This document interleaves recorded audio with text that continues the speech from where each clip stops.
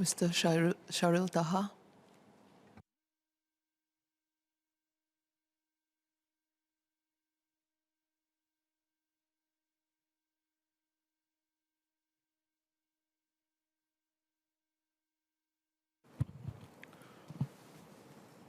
Thank you, Madam Deputy Speaker.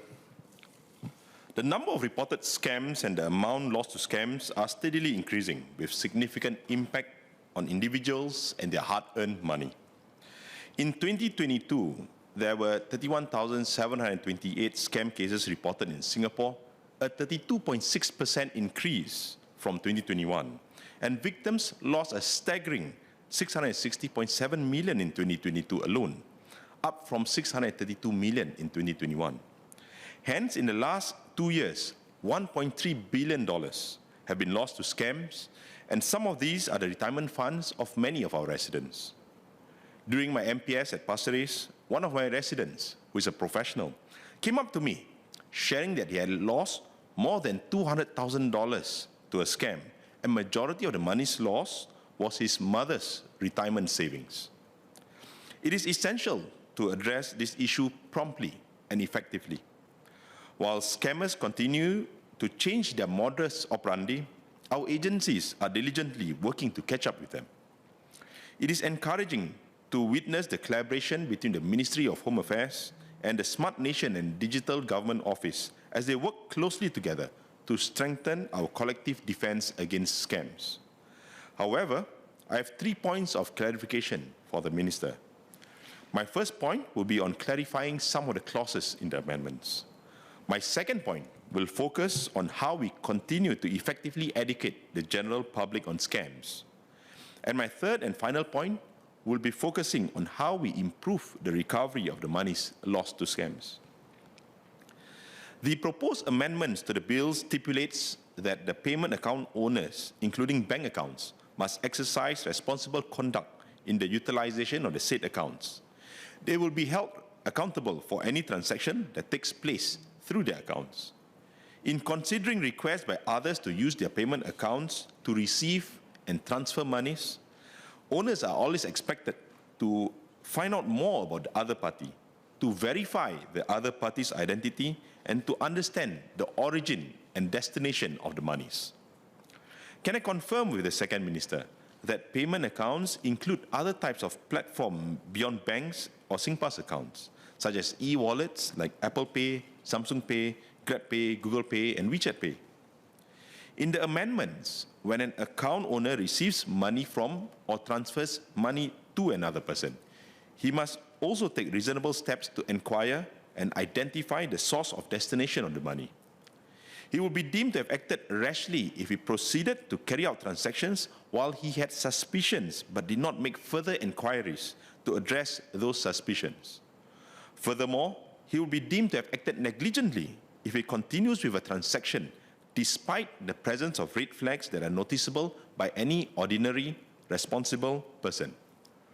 Given that scammers will often impersonate officials, trusted entities, and even family members, what is the threshold required to prove that the account owner has acted negligently or recklessly? Very often, we hear of how victims were completely convinced that the scammers were from trusted sources. The burden of proof has shifted, and we must be careful on how we manage this threshold so as not to make it even more challenging for victims who have already lost their money and compound their predicament by holding them responsible for allowing monies to be transacted out of their accounts. The proposed amendments to the Computer Misuse Bill were prompted by instances of Singpass accounts being sold by individuals, which is a worrisome occurrence. In light of this development, it is pertinent to inquire as to the current prevalence of such incidents and the total number of such cases reported to the police. The proposed penalty for obtaining or dealing with Singpass credentials is a maximum penalty of a fine of up to $10,000 or imprisonment of up to 3 years or both for a first offense. And for a second or subsequent offense, the maximum penalty will be a fine of up to $20,000 or imprisonment of up to 5 years or both. This seems similar to the penalty for theft. However, given that in Singapore, an individual's Singpass account provides access to many other facilities and has bigger implications if abused as compared to physical theft. The proposed penalties for obtaining or dealing with Singpass credentials should serve as an adequate deterrent. How do we ensure that this is enough of a deterrent to prevent the illegal sale and theft of Singpass account access? Which brings me to my second point of whether individuals who have sold or inadvertently divulged their Singpass details to scammers were cognizant of the potential ramifications of such actions. How do we continue to educate people on the importance of keeping this information private and not sharing it with others? How effective has our outreach been? How do we continue to better educate people in ensuring that they always remain curious and inquire about sources and destination of transactions and not just trust others openly? Educating the public about scams is crucial for prevention. And it is a misconception that only the old and the digitally illiterate gets scammed. Contrary to popular belief, more than 53% of scam victims were between the ages of 20 and 39 years old. These individuals are digital natives, indicating a need for targeted education efforts that debunk misconceptions about scam victims and cater to the unique challenges faced by the younger generations too. Lastly, while the amendments to the two bills strengthen our collective defense against scams, for most scam victims, recovery of the monies lost to the scam is just as important as apprehending the scammers, if not more so. I'm pleased to see the report that over 200 million has been recovered by Anti-Scam Center since its inception in 2019 to 2022. How has this improved since then? How do we stop money from quickly exiting the accounts of victims to multiple banks and then quickly channeled outside of our jurisdiction? How do we balance between the efficiency of money transfers through banks versus providing adequate protection for victims of scams?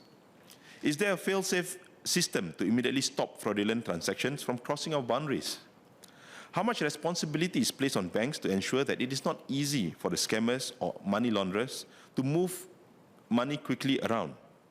How are we using technology tools such as blockchain and AI to detect and prevent such fraudulent transactions? To elaborate more on my last point, the continuous rise in the number of cases of scams is deeply concerning. In fact, the number of cases of scams reported in 2022 at 31,728 cases is far higher, almost 50% higher than the number of cases of physical crimes. As our honorable colleague Mr. Murali earlier mentioned, the number of scam cases has reached an industrial scale. Do we have enough resources and capability, along with the correct organizational structure within our police force, to take on this changing nature of crimes effectively? How can our police force be equipped with the right technology, like generative AI, to help patrol the digital space and investigate such crimes? Madam Deputy Speaker, in Malay, please. Peningkatan kes penipuan terus menjadi tren yang membimbangkan. Bilangan kes dan jumlah yang hilang akibat penipuan terus meningkat. Dalam jangka masa 2 tahun antara 2021 dan 2022, wang hasil titik peluh pekerja sebanyak 1.3 bilion telah hilang disebabkan penipuan. Modus operandi penipu sering berubah dan agensi-agensi kami bertungkus lumus bekerjasama untuk mengukuhkan lagi pertahanan kolektif kami terhadap penipuan. Walau bagaimanapun, saya mempunyai 3 perkara penjelasan untuk Menteri. Perkara pertama ialah untuk menjelaskan beberapa klausa dalam pindaan, iaitu memastikan bahawa bil ini meliputi semua bentuk pembayaran, meskipun akaun bank, tetapi juga e-wallet seperti Google Pay atau Apple Pay. Selain itu, walaupun pindaan akan membuat pemegang akaun bertanggungjawab jika terdapat transaksi penipuan melalui akaun mereka, kami mesti memastikan bahawa kami menetapkan ambang supaya tidak menyukarkan lagi mangsa penipuan yang telah kehilangan wang mereka. Perkara kedua yang saya hendak mempertengahkan adalah dari segi pihak pendidikan orang ramai tentang pencegahan penipuan. Bukan orang tua sahaja yang menjadi mangsa penipuan, malah 53% daripada mangsa kes-kes penipuan berusia antara 20 hingga 39 tahun. Ternyatalah bahawa kita mesti terus berwaspada dan meningkatkan lagi daya keupayaan kami untuk bekerjasama untuk mencegah dan membenteras kes-kes penipuan ini. Akhir sekali, saya ingin menumpukan perhatian kepada memperbaiki cara-cara meningkatkan kadar kejayaan mendapatkan semula wang-wang yang telah hilang akibat kes-kes penipuan. Madam Deputy Speaker, with all the scam cases that's happening around us, it is unnerving to hear that between 2020 and 2022, more than 19,000 money mules were investigated by the police, but only fewer than 250 cases were eventually prosecuted. Hence, Madam Deputy Speaker, I'm pleased to see how our agencies are working together to strengthen our collective defense against scams with the amendments to the bill. Notwithstanding the clarifications above, I stand in support of the bills. Thank you.